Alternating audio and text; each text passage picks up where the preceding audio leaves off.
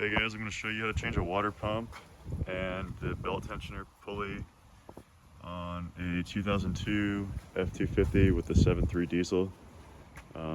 Mine just started leaking out of the weep hole, so it works, but when you're driving it's kind of dripping, and you'll know this because it's dripping off of the main pulley there, and the top of the water pump will be dry. This is the stuff I got. You need a pipe for the wrench for the tensioner pulley, or if you have the proper tool, that would be good too. I have the Motorcraft belt tensioner pulley. It says Ford. It's from Amazon. Some of the reviews are mixed. I figured I'd try it and see. I got a Motorcraft thermostat. I got the Gates water pump. People online were saying that this one's actually better than the OEM one. I usually always use Ford parts for stuff like pumps, but I figured I'd give this a shot. And then I got the pulley, just as a backup, for the idler pulley, just in case it's bad.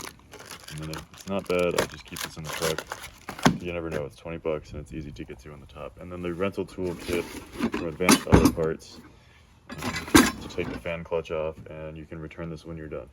So it's a good idea to inspect your reservoir bottle. This one's cracking. I don't know if it's leaking out of it. I probably should have replaced this when we're doing it, but I need to get the truck going, and I can always do this after, but this is another good thing that's worth doing. Under the truck for the radiator, there is a drain plug. So if you unscrew this, it'll leak out of here. Probably won't get all of it, but it'll get most of it, so it doesn't make a total mess when you take the hoses off. And then mine's tall enough to fit a 5-gallon bucket under it. I'm gonna have an extra one ready just in case. I think they only hold about 5 gallons, but I could be wrong. Loose, just unscrew it a little bit. It should start to drain.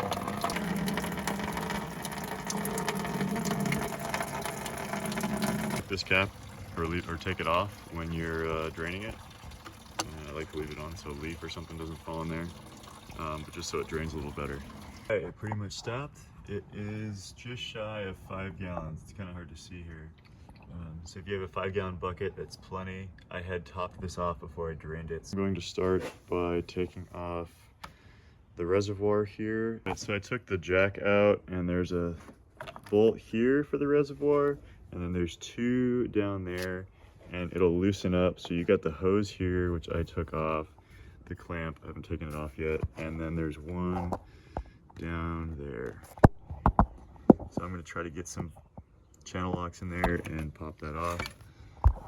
Using a big screwdriver and kind of, when I'm not holding the camera, pushing on it and then pulling with my hand from here gently so I don't rip the hose.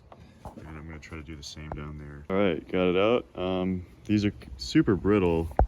Another reason to replace it. You can see it's cracked there, and it's got some little cracks. It's probably hard to see on camera, kind of around the seal. This one's not leaking, so it's okay for now, but always better to just replace this. What I'm going to do is I'm going to get a wrench. I think this is a 1/2-inch drive.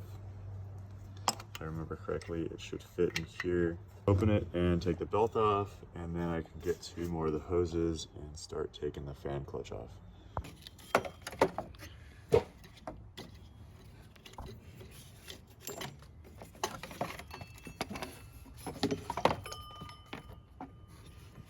Belt is loose and out of the way, so you don't hit it on accident.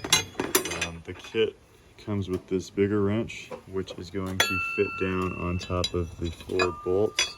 Sorry, 4 bolts here on the motor side, and it'll hold it so that way it doesn't spin. Some people use the ratchet straps, but I don't know, it usually kind of slips anyway, and it's kind of goofy in the motor, the engine bay, but it works for some people. And then you use the other one at the same time on this here. I go like this, and we're going to turn it counterclockwise to loosen it, just like a regular bolt.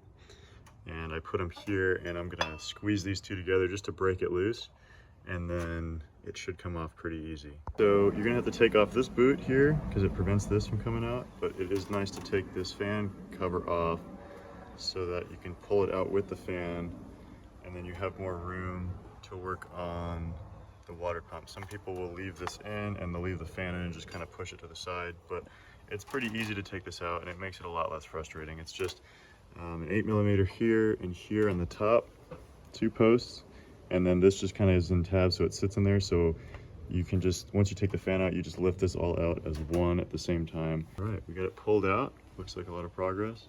Now we can take the belt out all the way, since it's not stopping us anymore. The fan, and you can see how when it was dripping from the weep hole, it would hit the fan, and it just kind of slung the coolant all over the place. What I do, since I'm replacing this, is it's kind of loose and it squeaks. I'm just going to take this off ahead of time, so I just have that little bit extra room in here. You don't have to do that. I've done this before without taking that off. It's not going to make a difference really. Time to inspect everything, like the pulleys, spin them, see if they make any noise. These are pretty good. This one, I think, is where my squeak's coming from. I don't know if you can hear it, but it's squeaking. Probably need a new alternator because it gets pretty loud, but everything else is pretty okay. Take off this cover here, and there's 3 bolts here. This is where your thermostat is inside of. So you can get an extension down into there, and we can take the hose off, take this off, probably a little easier before we take the water pump off, so we're not having to hold it. We're gonna take this hose off here. There's a bolt top and bottom. Take these clamps off, and then we're gonna have to unclip the cam position sensor here, pull this out of the way, and then the bolts all around the water pump. I got most of the stuff on the top off. I'm starting to take the bolts out. A lot of them are different lengths. So what I'm doing, just to make it easier, is as I take them out, I'm putting them in the new one in the same spot. That way I don't have to worry about which one's which. Okay, so to take these bolts off, it's probably a little easier if you do it when the belt is still on, after you take the fan out, so you have a little more tension on it. But what you can do too is if you put this wrench in here like this, it grabs all of them, and then you can put the socket on this top left one here. See how there's a little bit of a gap, and then use that to loosen it one at a time. So loosen one, rotate it, then looses that one, and then once they're loose, you can kind of just spin them all out. They're not that tight. Connections off, a razor blade. Sometimes there's dirt buildup in part of the old gasket, so just kind of run it along the surface here, clean it up. Probably need to hit this part again, and then wipe out any of the stuff that you have left over. But now it's just a matter of switching over the pieces. One of my bolts, the head's stripped, so it's probably seized, so I'll probably torch it and then put it on, but what's next? The problem where this lower inlet metal piece, this one's rounded out and then this one's just completely stuck. I tried to torch it, it's just on there. So I'm going to try to grind it off, and if I can't get it off, since I don't have this at the local store and it's pretty expensive online, it's like over $100 for like a billet one, I'm going to use the arm that came with the gauge pump. That's meant for the different hose, and I will just buy the different hose that's meant for this. The one on my truck has the bend in it. I'm sure if I'm going to have to deal with this, this truck only has 130,000 miles roughly, that someone else is probably going to have those seized on there too. So I had snapped a couple of the top ones just because they were also seized in there, and one of them was stripped, and I happened to have this from the first time I did this on a different truck, and I still had them in the shed. So this is the size, and they work, they fit in the holes and on the flange well. So if you need bolts for the top where the thermostat goes, this is what you can use. All right, I got it off. So much for using the factory bolts, but there it is. That's why it's always better to just order these before you do it. It's more frustrating to have to worry about reused stuff. So I got everything back on. The thermostat in with the gasket that comes with the thermostat. There's an O-ring for the lower connection here, and then this is tightened on. All the bolts are put back in. This is on.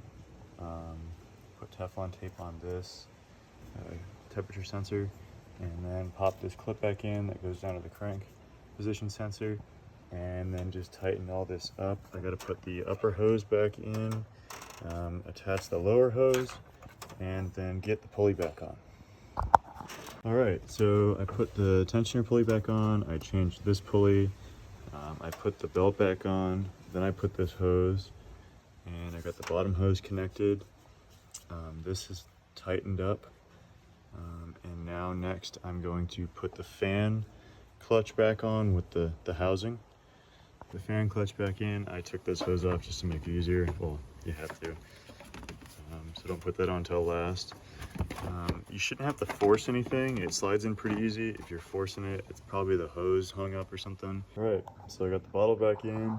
Everything's tightened down. So I'm just gonna start getting some distilled water and fill this up and run it for a little bit, maybe a day or so, and then drain it to flush it before I actually add the coolant. It's best to use whatever coolant type you had in previously. And if you have the green, it's good to get the Ford additives that they sell on Amazon. I can put the link in the description, and that keeps it from corroding the inside of the motor. All right, so I got everything back together. Everything's been working fine.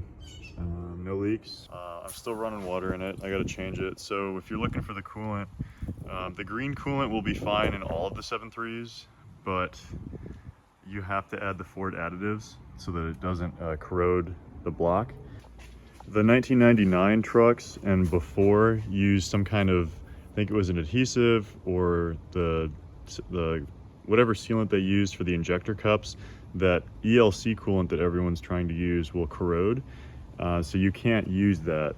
So you need to use the green coolant with the additives. I think it was from 01 or 2000 and up, they started switching over to the gold coolant, and so you can replace it with that or use the ELC. It's always safer to just use the green with the additives, but if you had gold in your truck from the factory, you can replace it with that. Even the user's manual will say green coolant or whatever it came with. What I'm going to do is I'm going to fill it with the green coolant with the additives after I flush it. That way I can keep up on it and I know what's in there.